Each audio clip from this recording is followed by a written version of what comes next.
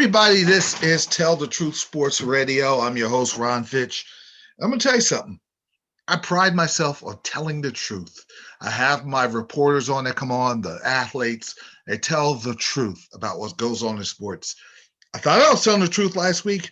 I had a bad weekend. I slept on Oral Roberts. I slept on the Pac 12. And I boosted the Big Ten. So now I got to eat this. Now I got to explain what happened this weekend. Before I do my Sweet 16 show, I want to do a recap of the weekend and observations because everybody broke down the games and everything. But I want to give you observations and I want to give you trends. This weekend taught me it's speed, athleticism, and clutch three-point shooting and solid defensive rebounding wins. And the coaching this weekend was underwhelming. Even from coaches I thought I respected, they just didn't show up and didn't have their team execute the way they should have. And the Big Ten was a little over it, not grossly overrated because they got their doors kicked in. They only had one team in Michigan, and everyone else got beat down. And the Pac-12 showed that they have more speed. So let me break down the Big Ten than the Pac-12. The Big Ten led by the Illinois. And Illinois got beat up by Loyola. And it was 71-58, but it was worse than the score indicated. And Cameron Krutwig he filled out the stats, tore through Kofi. He ate Kofi up. Kofi had 21 points and 9 rebounds there, empty calories. He was not any type of factor in this game. Krutwig destroyed him.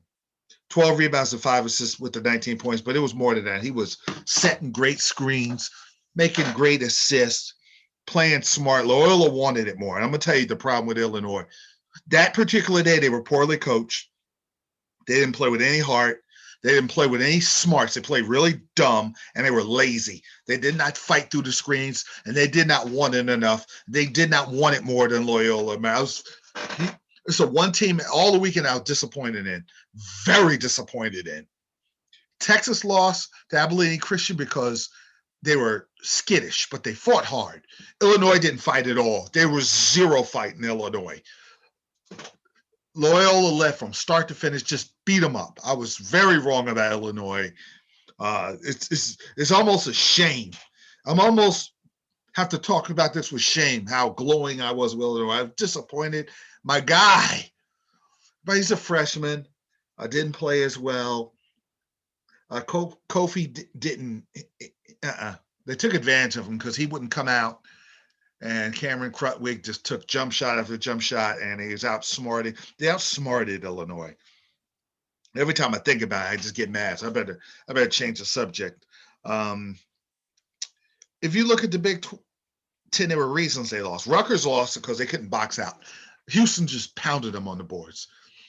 And to let you know how bad Houston played, they just pounded Rutgers all game long, just getting offensive rebound after offensive rebound, and they're still losing. But Rutgers imploded. They didn't even run a good set play, didn't even get a shot off to end the game when they were down. It was a mess. And their execution, and I love their coach, but it was poor.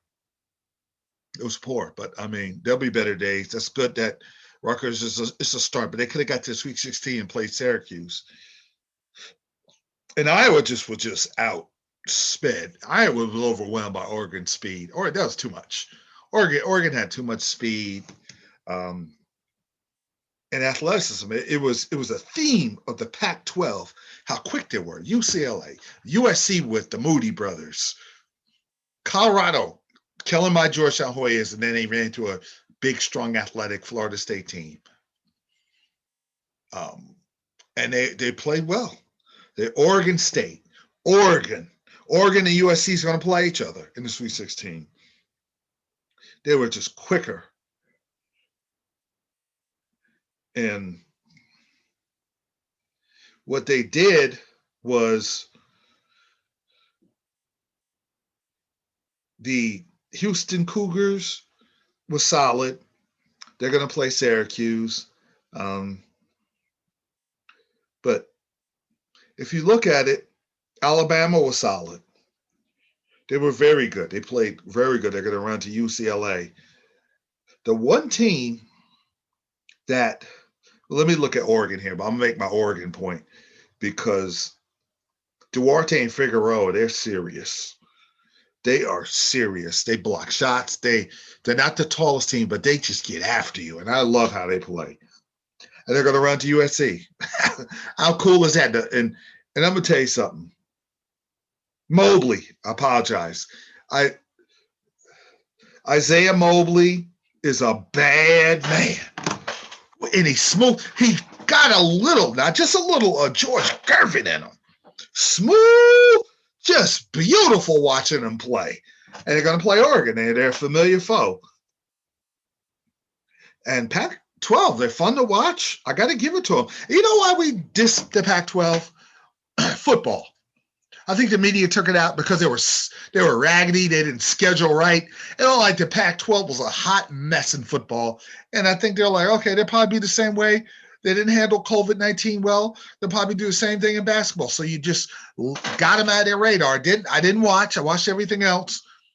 And you didn't realize because the top bell cow teams in the Pac-12 have always been Arizona, Washington. They're not even in it. It's been USC and UCLA and Oregon State. Oregon State could get to the Final Four.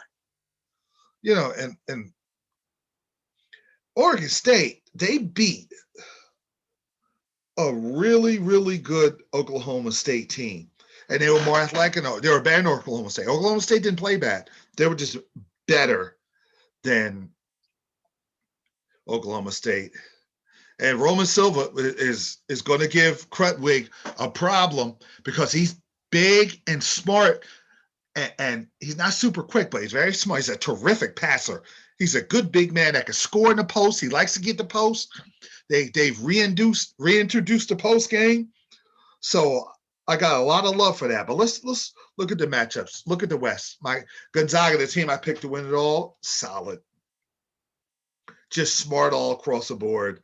And the thing I love about Gonzaga is they have all the ingredients that you need with Drew Timme and Jalen Suggs balling out, doing what they're supposed to do. And then Corey Crispert making threes. You got Corey Crispert making threes, Jalen Suggs doing a little everything at the guard. And then you got Tammy playing real slick. He's got the mustache and everything. And he's slicking the post. And they play terrific. They're on a mission. I want to see Mark Few win. He's got a chance. They're definitely going to beat Creighton. USC and Oregon, I'm going to wait on that until my Friday show to make that pick. It's that close. In the East, I got to give it to Michigan. I didn't like their matchup with LSU, and it didn't look good. But what they do have that none of the Big Ten teams have, they have a little more heart and grit. They grinded that out. They knew LSU was more athletic, but they just stuck with it and kept at it. And they battled and they turned the ball over a lot with their point guard, but they figured it out. Sean D. Brown was outstanding. He was hitting from three. Hickinson played well. Michigan was just solid. And I love the variety that Michigan has. Wagner is going to do what he's going to do, and he was solid, making big plays at the end. They got their hands full of Florida State because Scotty Barnes does a little everything. He has 6 points, 5 assists, and 1 rebound, but he does so much more that you don't see. And Polite would play well. They're big and athletic. This is a terrible matchup for Michigan. But I believe somehow, some way, Michigan gets to the Final Four. And if they beat Florida State, it's an even tougher matchup with the winner UCLA and Alabama. Because Quinerly you saw my interview with him when he was in high school on my last show. That kid has found himself and is playing himself into the NBA draft. and he's just solid. He could score. He's a terrific dribbler. He could pass. He sees the floor. He hits big shots. He's a big shot maker, and that's big. You got a big shot maker to guard who's athletic, who can get to the rim, but can pull up and shoot. That's found money.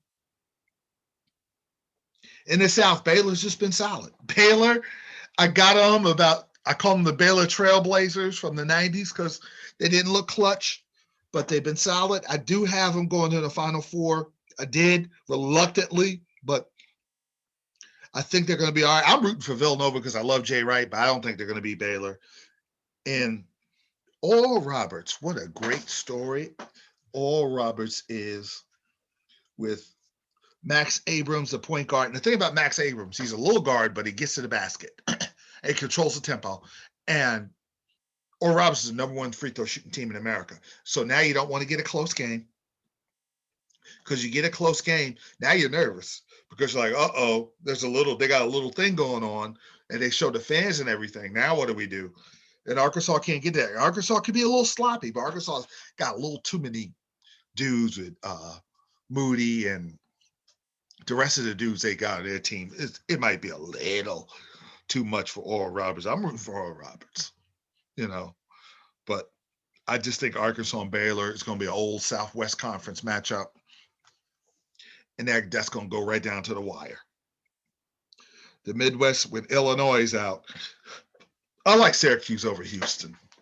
I really do. I'm going to reserve the Loyola Oregon State matchup for Friday because it's that tough when you got Ruiz and Krutwig, who are superior, smart big men, and their guards are super talented. They execute both teams. Oregon's a little more athletic. Loyola is much more fundamentally sound and they're solid. Oregon State, I will say this before I get to Syracuse and Houston. Oregon State will fight over the screens that Illinois wouldn't. They'll sacrifice their body and really go for it. And Illinois didn't go for it. They were fat cats, and that happens. And they got beat. But this Oregon State, Loyola, Chicago is going to have their hands full against Oregon State. Syracuse is going to beat Houston. Houston needed help from Rutgers. I looked at Houston, and they're a good team, but they could be scatterbrained. Scatterbrain does not work against that 2-3 zone with them long, those long athletes, Dolajib and Buddy Boeheim. Buddy Boeheim, I did not know he was that good. I mean, he's an NBA.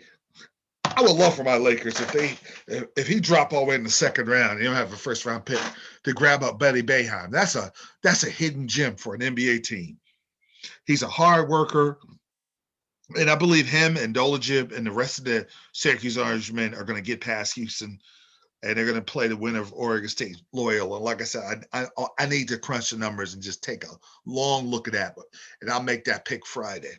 Now, before I go, if you notice the mid-majors like Avellini Christian beating Texas, Loyola Chicago beating Illinois, there's a common theme. The little guy, the kids that never got recruited by the big schools like Illinois and Texas.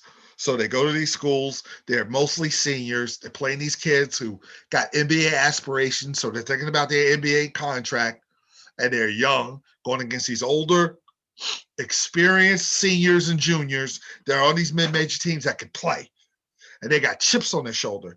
And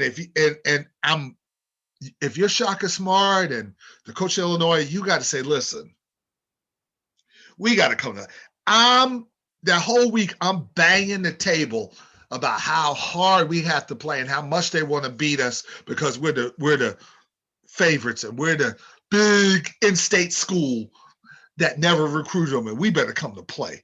And I would talk about that all week long. I would put the fear of God in them. And apparently that didn't happen. Texas was in the game, but Avellini Christian wanted that game so bad. They celebrated like they won the World Series, and they didn't have nothing left against Florida State. I mean, not Florida State, against who they play here? Avellini Christian here. That they UCLA. UCLA just tore them to shreds, and UCLA's on a roll. UCLA is. I'm very. Mark Cronin is playing his Cincinnati style with UCLA, and they're doing what they're supposed to do. And Juzak can ball. They got Jaquez Jr. He can play. Bernard is solid. They had a really nice team, and they're playing really good, but Alabama might be too much. That's going to be a great game. So you got some great matchups coming up this weekend. I'm going to try to get some guests to come on to break the game down.